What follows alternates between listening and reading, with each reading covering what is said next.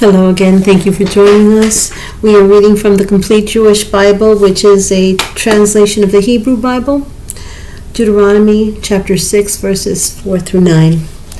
Shema. Hear, Israel, Adonai our God, Adonai is one, and you are to love Adonai your God with all your heart, all your being, and all your resources. These words, which I am ordering you today, are to be on your heart, and you are to teach them carefully to your children. You are to talk about them when you sit at home, when you are traveling on the road, when you lie down, and when you get up.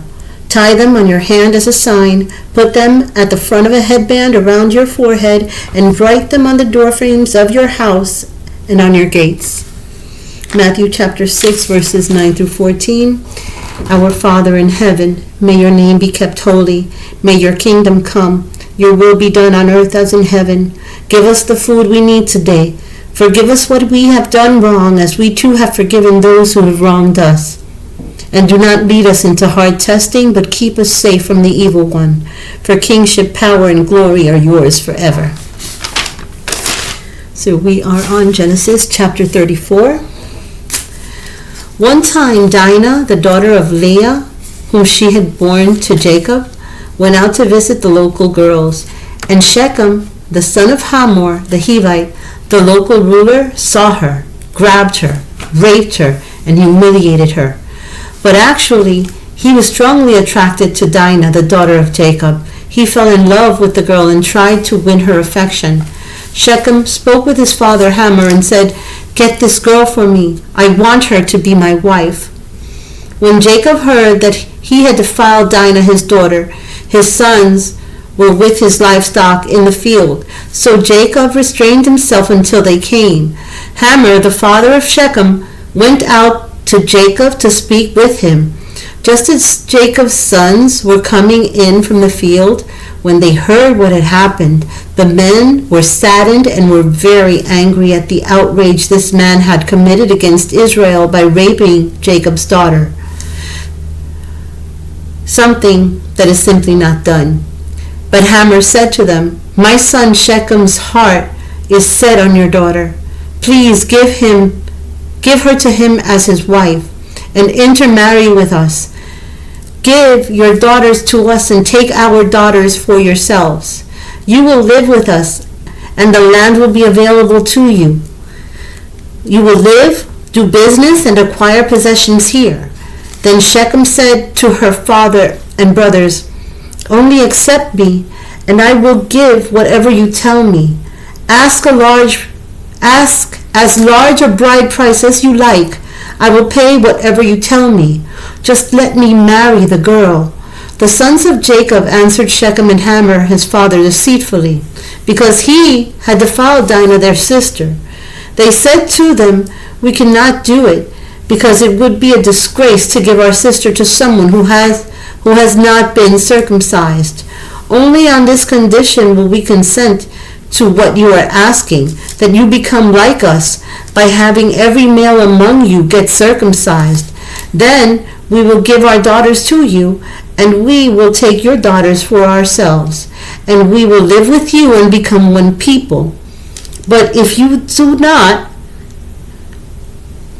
will not do as we say and get circumcised, then we'll take our daughter and go away." What they said seemed fair to Hamor and Shechem, the son of Hamor, and the young man did not put off doing what was asked of him, even though he was the most respected member of his father's family, because he so much wanted Jacob's daughter. Hamor and Shechem his son came to the entrance of their city and spoke with its leading men. "These people are peaceful toward us, therefore let them live in the land and do business in it. For as you can see, the land is large enough for them. Let us take their daughters as wives for ourselves, and we will give them our daughters. But the people will consent to live with us and become one people on this condition, that every male among us gets circumcised as they themselves are circumcised. Will not their cattle, their possessions, and all their animals be ours? Only let us consent to do what they ask, and then they will live with us. Everyone going out the city's gate listened to Hamor and Shechem, his son. So every male was circumcised, every one that went out to the gate of the city. On the third day after the circumcision, when they were in pain, 2 of Jacob's sons, Shimon and Levi, Dinah's brothers, took their swords, boldly descended on the city, and slaughtered all the males. They killed Hamor and Shechem his son with their swords, took Dinah out of Shechem's house, and left. Then the sons of Jacob entered over the dead bodies of those who had been slaughtered, and plundered the city in reprisal for defiling their sister. They took their flocks, cattle, and donkeys, and everything else, whether in the city or in the field, everything they owned. Their children and wives they took captive, and they looted whatever was in the houses. But Jacob said to Shimon and Levi, "You have caused me trouble by making me stink in the opinion of the local inhabitants, the Canaanites and the Perizzites. Since I do not have many people, they will align themselves together against me and attack me, and I will be destroyed, and my household, I and my household." They replied, "Should we let our sister be treated like a whore?" Judges chapter 10. After Abimelech, there arose to save Israel Tola, the son of Puah, the son of Dodo, from the tribe of Issachar. He lived in Shamir, in the hills of Ephraim. He judged Israel 23 years, and when he died, he was buried in Shamir. After him arose Jair from Gilad. He judged Israel 22 years. He had 30 sons who rode on 30 young donkeys. They owned 30 cities, which are called Havot Jair to this day. They are in the territory of Gilad. When Jair died, he was buried in Canaan. Again, the people of Israel did what was evil from Adonai's perspective. They served the Baalim, the Ashtarot, the gods of Aram, the gods of Sidon, the gods of Moab, the gods of the people of Ammon, and the gods of the Philistine. They abandoned Adonai and did not serve him. So the anger of Adonai blazed against Israel, and he handed them over to the Philistine and the people of Ammon. For 18 years, starting that year, they oppressed and persecuted all the people of Israel who lived beyond the Jordan, in the territory of the Amorim, in Gilad. The people of Ammon also crossed the Jordan to fight Judah, Benjamin, and the house of Ephraim, so that Israel was greatly distressed. Then the people of Israel cried to Adonai, "We have sinned against you by forsaking our God and serving the Baalim." Adonai said to the people of Israel, "I saved you from the Egyptians, the Amorim, the people of Ammon, and the Philistine, didn't I? Likewise, when the people of Sidon, Amalek, and Moab oppressed you, you cried out to me, and I rescued you from their power. Yet you abandoned me and served other gods. Therefore I will not rescue you any more. Go and cry to the gods you chose. Let them rescue you when you are in trouble." The people of Israel said to Adonai, "We have sinned. Treat us in whatever way seems befitting to you. But save us today, please." They got rid of their foreign gods and served Adonai, and he became troubled by Israel's misery. Then the people of Ammon gathered together and set up camp in Gilad, while the people of Israel assembled and camped in Mizpah. The people, the chiefs of Gilad, said to each other, "Whoever leads the battle against the army of Ammon will be head over everyone living in Gilad." We're on Psalms chapter 34 by David when he pretended to be insane before Abimelech, who then drove him away, so he left. "I will bless Adonai at all times. His praise will always be in my mouth.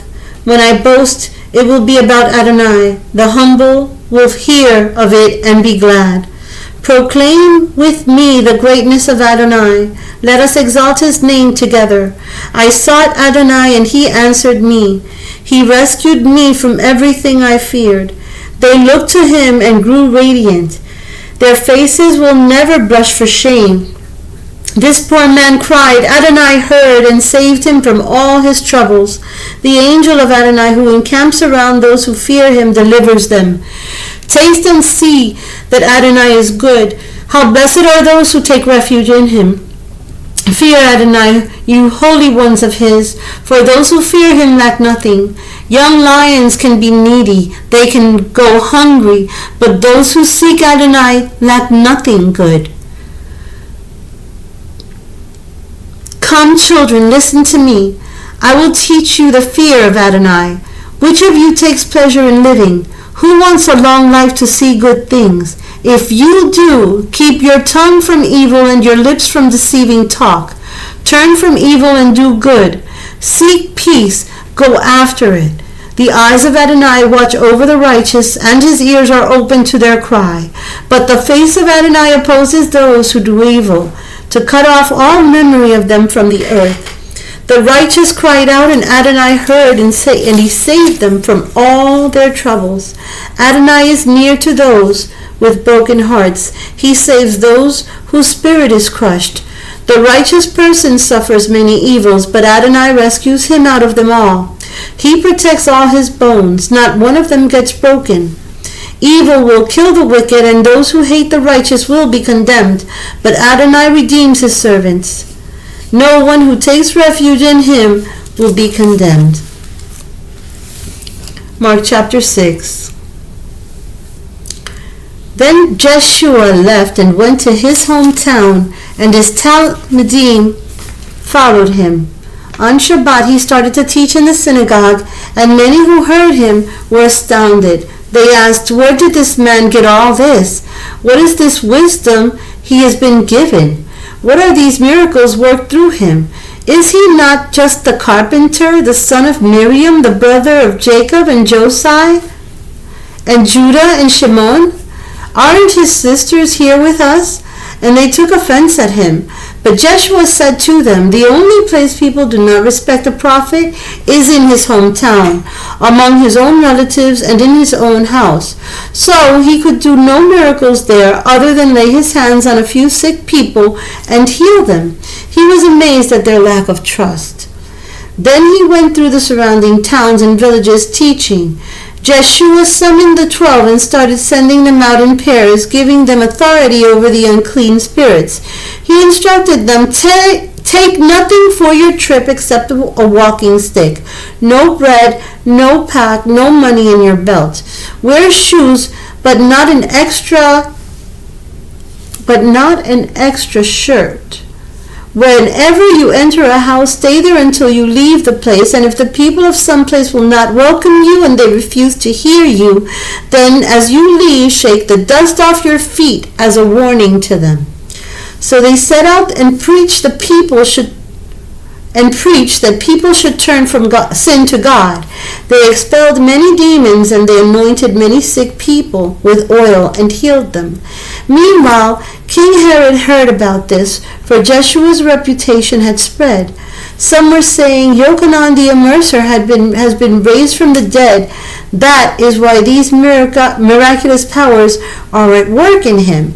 Others said, "It is Elijah," and still others, "He is a prophet like one of the old prophets." But when Herod heard about it, he said, "Yochanan, whom I had beheaded, has been raised." For Herod had sent and had Yochanan arrested and chained in prison because of Herodias, the wife of his brother Philip.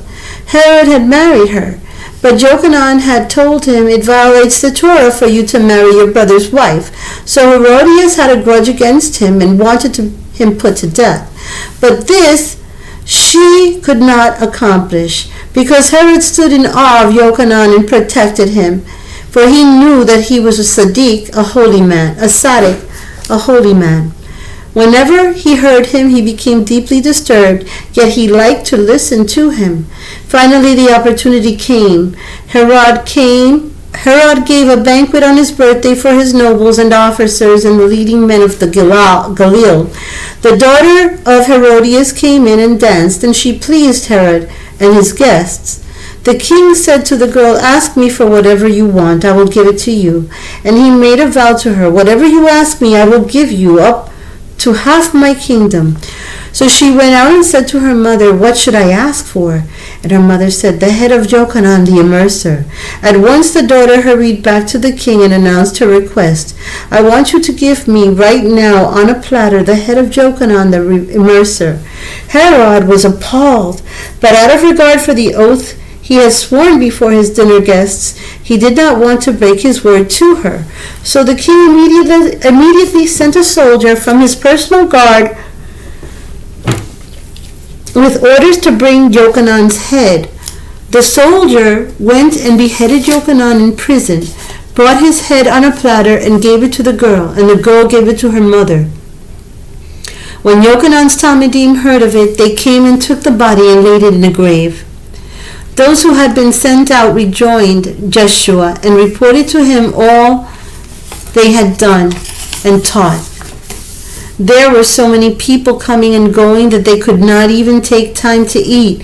So he said to them, "Come with me by yourselves to a place where we can be alone, and you can get some rest." They went off by themselves to an isolated spot. But many people, seeing them leave and recognizing them, ran ahead on foot from all the towns and got there first. When Jeshua came ashore, he saw a huge crowd. Filled with compassion for them because they were like sheep without a shepherd, he began teaching them many things. By this time the hour was late. The Talmidim came to him and said, "This is a remote place and it is getting late. Send the people away so they can go and buy food for themselves in the farms and towns around here." But he answered them, "Give them something to eat yourselves." They replied, We are to go and spend thousands on bread and give it to them to eat?" He asked them, "How many loaves do you have? Go and check." When they had found out, they said 5 and 2 fish. Then he ordered all the people to sit down in groups on the green grass. They sat down in groups of 50 or 100. Then he took the 5 loaves and the 2 fish and looked up towards heaven, made a barakah. Next he broke up the loaves and began giving them to the Talmidim to distribute. He also divided up the 2 fish among them all. They all ate as much as they wanted, and they took up 12 baskets full of the broken pieces and fish. Those who ate the loaves numbered 5,000 men. Immediately Jeshua had his Talmidim get in the boat and go on ahead of him toward the other side of the lake, toward Beit Saida, while he sent the crowds away. After he had left them, he went into the hills to pray. When night came, the boat was out on the lake, and he was by himself on land. He saw that they were having difficulty rowing because the wind was against them. So at around 4 o'clock in the morning, he came toward the men, walking on the lake. He meant to come alongside them, but when they saw him walking on the lake, they thought it was a ghost and let out a shriek, for they had all seen him and were terrified. However, he spoke to them. "Courage," he said, "it is I. Stop being afraid." He got into the boat with them, and the wind ceased. They were completely astounded, for they did not understand about the loaves. On the contrary, their hearts had been made stone-like. After they had made the crossing, they landed at the Gennesaret and anchored. As soon as they got out of the boat, the people recognized him and began running around throughout that whole region and bringing sick people on their stretchers to any place where they heard he was. Wherever he went in towns, cities, or country, they laid the sick in the marketplace. They begged him to let him touch even the tzitzit on his robe, and all who touched it were healed. Numbers chapter 6, verses 24 through 26. May Adonai bless you and keep you. May Adonai make his face shine on you and show you his favor. May Adonai lift his face toward you and give you his shalom. Thank you so much again for joining us. Until next time, shalom.